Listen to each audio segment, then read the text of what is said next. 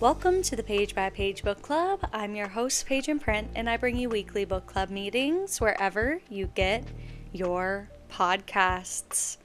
Today's a fun one, y'all. Oh my gosh, we are putting Memory Lane as our destination in the GPS, and we are throwing it back to the summer of 2023, and we are discussing the very first romance books I ever read. I am so excited about this episode, y'all. As many of you know, I started reading on my honeymoon in Mexico of July of 2023. My goal on that trip was actually to stay off of my phone. And so I brought 3 physical books with me to the pool, to the beach, to Mexico. And the rest is history. I've officially read 400 romance books since that fateful day, which is so wild to me that since July of 23, we're here less than 2 years later. No, less than 3 years later. Whoa. Less than 3 years later. And we're 400 books in. I mean, that is just absolutely incredible and so much fun, and I'm so glad that I just happened to want to be off of my phone on that trip, and that is what brought us here together today. So, as per my last email, the goal of today is I have my Goodreads pulled up from the very beginning. I have sorted it by date read and then reversed it, so we are back with the very, very first books I read. One very interesting thing I found about myself that I think is actually quite uncommon is that I think many people, when they're looking back at the beginning of their reading journey and the beginning of their Goodreads, they find that they were a little more generous with their ratings than they would be today. I am not that person. I actually have found that I was far more harsh of a critic back in the very beginning than I am today, which is really, really interesting. So I've actually kind of done away with ratings, which if you follow me on Goodreads, that probably drives you nuts. I have a book rating rubric, and it's like a 10-question quiz that I fill out on a spreadsheet that gives me my ultimate rating for a book. And sometimes I'm just moving so quickly that I don't fill out that rating rubric. And then I get to be like 20 books behind and then I want to cry. So, sorry, I have not been doing a good job spending the time to actually rate books as of late. So, with that being said though, I was way harsher in the beginning. I don't know who, I was giving Simon Cowell a little bit with early ratings. No 3 stars, but I think a lot of these 4 stars would have been 5 stars today. So, I think we just jump straight into it. I'm not going to do like a specific number, I don't think, of books. I'm just going to go with the vibe, and when time's up, time's up. But just for your context, I read, I believe, either 62 or 68 books between July of 23 and December of 23. So I had a really strong first year, and I had told myself in December, I was like, okay, I'm really liking this. I don't think that this is a phase. And I was really interested in starting a bookstagram. But for some reason, and if you're listening, don't take this as advice. I don't know why this was what I wanted to do. But I had told myself, I was like, okay, when you have reached 100 books read, then you can start a bookstagram.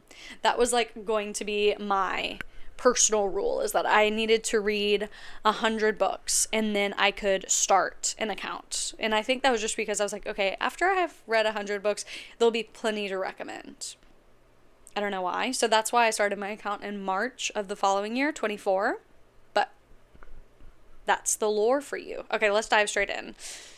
As the canon doth state, my first read of the romance genre as an adult, diving in, was King of Wrath. Before that, my only romance knowledge came from The Fault in Our Stars, if you could even call it that. And like Looking for Alaska and those kind of reads that I read in high school. So King of Wrath was the first read. That was her. And oh how we loved her. What a strong start. I have the physical book sitting right there, the very first one I brought with me. And I ate that book up, y'all. I still think of it fondly. In fact, I would love to do a reread of King of Wrath. I just think that it is such a classic Morley Gray billionaire Marriage of Convenience. I was very intrigued by Marriage of Convenience in the beginning. I'm not sure why. I did find these books on BookTok. Fun fact, by the way. Many of you know my best friend Tori Ann, and if you don't know her, you should. But when I was just a BookTok follower, she was one of the very first book talkers I followed. Me being best friends with Tori Ann is my Wattpad truth of becoming best friends with the influencer that you followed. She knows this. It really, really cracks us up. So I got a lot of my early recommendations from Tori Ann. So follow her at Tori Ann Reads. She was my original TBR curator without even knowing it. I just think that that's the funniest lore ever. Like, I love this. So I'm fairly certain I found this book through her. It is Morley Gray Marriage of Convenience for my last email. I was very into Marriage of Convenience that was the road we were trying to head down. So I don't know if I looked up Marriage of Convenience romance or if the algorithm just knew that that's what I liked. So needless to say, I really enjoyed King of Wrath, and I went straight into my ultimate comfort read. I cannot believe this was my second read ever, because it is to this day one of my all-time favorites. Upon further review and multiple rereads, and y'all know it's In a Jam by Kate Canterbury. In a Jam by Kate Canterbury is the reason that I'm here before you today. I am not kidding. This Marriage of Convenience, high school friends, single guardian romance is complete and utter slow burn perfection. It was everything that I love in a romance book, and it stands the test of time in a way that's not even funny. I could not love a book more. When we talk about what defines me as a reader, it is In a Jam. If you have not read this book, go right now. Like, run, don't walk, run. It is, if I had to pick one book, it's always going to be this book for both nostalgic purposes, and it's everything to me. It is just small town Marriage of Convenience, single guardian perfection. And who doesn't want that? Who doesn't want that? The audiobook is amazing. It is my ultimate comfort read. It will always come back to In a Jam by Kate Canterbury. Always. Always. So please know this. Please know this. I still love that book. Oddly enough, many are saying, Paige, you said you brought 3 books with you on your honeymoon. What was the third? First of all, in what world did I think I was going to read 3 books in a week at that time after not having read a book, honestly, in a very long time? Probably since, I don't know. It had been a really long time. I don't know what I was thinking. But the third book I read, super oddly enough, was Powerless by Elsie Silver. And it's the purple frame indie cover, actually, which is, even weirder. It was another BookTok find for me. I cannot remember what scene led me to ultimately order this book, but I do remember, I could probably go back and see the post that I saved about it, but yeah, Powerless by Elsie Silver. That is what I snagged and what I read at that time. Or I didn't read it on the honeymoon. I retract, sorry. But I did bring it. We will get to it, and I did ultimately end up reading it. But I did not read it on the honeymoon. So, those 2 books are what I read on the honeymoon. I get home, okay? I get home and I immediately, and I'm talking immediately, order. And y'all are going to be like, you're kidding. And I'm saying I'm not. I'm not kidding. My third book I ever read was The Right Move by Liz Tomforty. Yeah, dude. There is It's hard to go up from there. I'm gonna be honest. Like, The Right Move. Oh, just I remember reading this book. It was on the weekend. I was working my corporate job at the time, obviously. I was escaping to and with Ryan and Indy. And if you read The Right Move, it's beloved for a reason. It is that good. It is that girl. And again, it just happened to be a BookTok find for me. I didn't know it was a series. I didn't know there was a book before it. I just dove straight into it. And I will never, ever forget. My husband was doing something in our room. He might have been like cleaning or watching TV or something. So I had gone and I was laying in our guest room. I don't know why, but I just remember it so clearly. And I just was sobbing, crying through the third act of this book for two reasons. One, I was deeply moved. Your girl was deeply moved. I loved it. I was living the dream. It's such an amazing book, and I had known that from the beginning. And then also, I just vividly remember finishing the book, closing it. I'm laying in the guest room. It's, on the other side of this wall.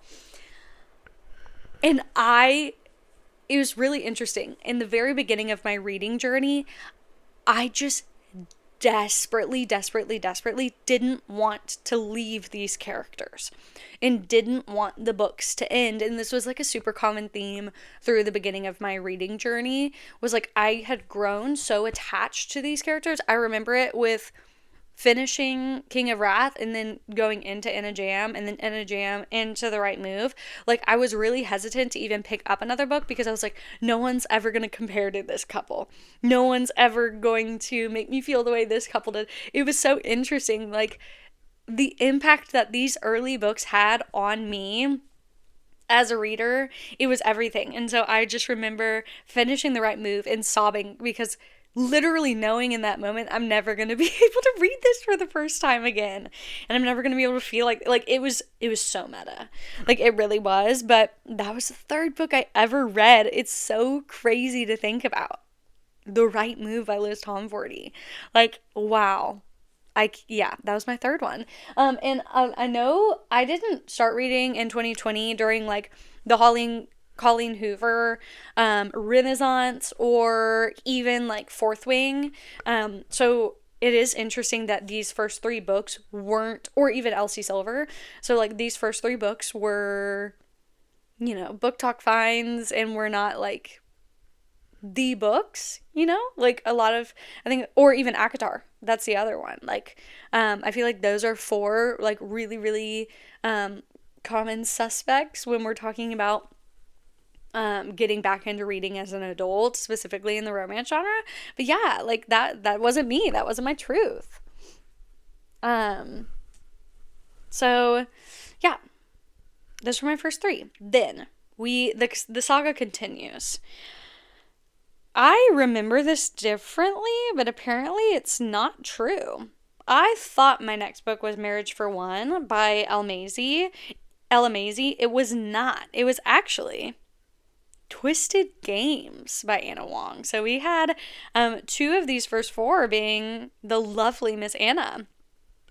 I, again, was just a connoisseur of BookTok at the time. I was a BookTok follower, a BookTok lover, and all of my recs were coming from #BookTok.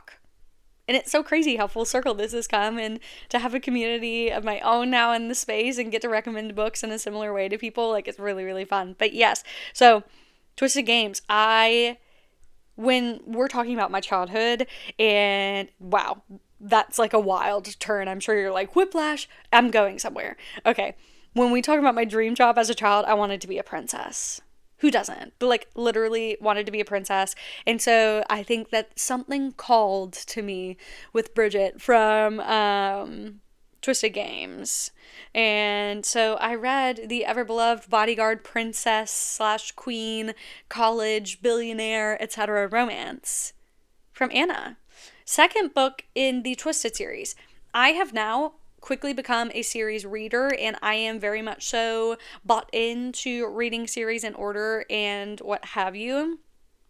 However, at the time, it meant nothing to me. And I really did enjoy the standalone nature of interconnected standalones, or back in my early days. As you can see, I read back-to-back book twos with no care in the world for the book ones. I did eventually go back, but Twisted Games is book 2. Can it be read as a standalone? Well, yes, because I just did, as you can see.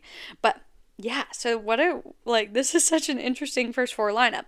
Okay, we digress and we continue. The next read was Marriage for One by Ella Maisie, and this is still one of my favorites. Like, one of my favorite classic Marriage of Conveniences. And again, per my last email, in the beginning, I was really into Marriage of Convenience. And I still am. I still love Marriage of Convenience, but not the way I was, like, so intrigued by it at this time. I really, really don't know what it was about this, but loved it. That one is like he's a lawyer, I believe, and they enter into a marriage of convenience, and he knows more than she does, but he also helps her open up a coffee shop. It's like classic romance, rom-com type beats, and I loved it. I loved every moment of it. I remember it fondly to this day. Man, oh, that reminds me of a book we're about to get to, so please hold. But yeah, that one has a special place in my heart too. That's actually one of the early ones that I don't have a physical copy for, and I need to rectify that because I really love that book, and I often find myself when I'm creating content like looking to my shelves for the books I do have so I can hold them up in my videos and stuff, and I'm missing some of these old classics that I loved because I haven't gotten the physicals for myself yet. So okay, I need to rectify this. That's a to-do list item for after we're done recording here. Okay. Next. Okay, here is where the lore actually kind of shifted. I can't remember if it was Twisted Games, Marriage for One, or this next book, but when all of this was happening, I knew, at this time, this space in our house, which I'm sitting in my library, was an office and a workout space, and I did not have room. I did not have bookshelves. I did not have room for books. So in the beginning, I had purchased those like 4 or 5 books, let's say. And I was like, oh, we're quickly running out of space. And I only have 5 books. And I was freshly out of college, newly married. And I was like, and I was reading so fast already. I was like, okay, girl needs a Kindle.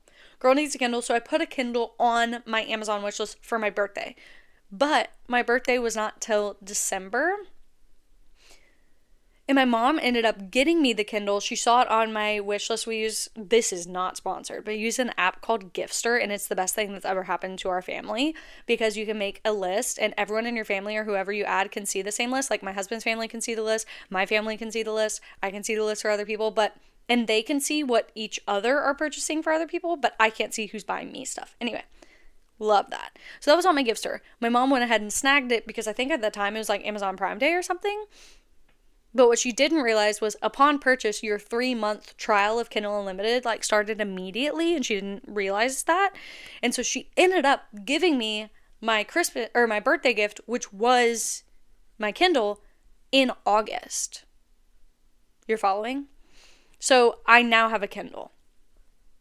And now we're picking up steam. Now we're moving. And I read Done and Dusted by Lila Sage. And she entered her small town cowboy era at this time.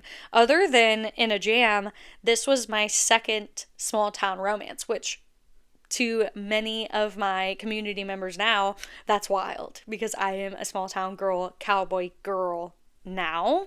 So I read Done and Dusted, and that's a good, quick classic, you know?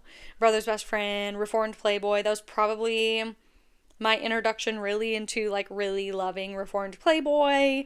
There's, of course, the whiskey scene. If you know, you know. If you don't, you don't. So that was eye-opening. And, yeah, and then I was a small town girl. that was another BookTok find. I was living and breathing BookTok at this time. Like, I really, really was just a silent follower of the space, and it is so fun doing this episode and me like, oh my gosh, like, I am now doing what I was consuming, which is just like so fun to reflect on. Okay, next on the Kindle, I remember exactly where I was. We were house sitting for my parents, and I read Consider Me by Becca Mack straight into it. Again, I think I was loving the reformed Playboy moment from Done and Dusted, and again, it was a BookTok darling at that time, and so I picked it up. I read it. I enjoyed it. And now I'm getting into the series. Now I'm understanding the found family beat. Now I'm getting the benefit of reading a series. However, for some reason at that time, I skipped Play With Me and went straight into Unravel Me. I think that for some reason I was so intrigued by Adam, and then I had not read the like secret friends with benefits trope yet. Well, I guess Done and Dusted was, but for some reason I was just like far more interested in Adam at that time. So what did I do? I just read his book. I skipped Play With Me. I did come back to it eventually, but yeah, I don't know why I did that, and I think many people do that. I think Becca has said that. So if you skipped Play With Me, go back. It's a phenomenal book. Don't be like me. Do as I say, not as I do. And from the looks of it, I've since changed ratings, but that was, Unravel Me was like everything to me. I remember just absolutely adoring both characters. The son in that book, her son, I absolutely loved. I just ate up Unravel Me. It looks like I read it in 3 days, which at the time was the fastest I had read anything from the looks of it. And yeah, again, like I remember exactly where I was when I was reading that series, and it's just so wild. So let's see, how many books in are we? So that was like my 7th-ish book. Man, like it's so wild. I just remember like exactly where I was when I was reading these like early books.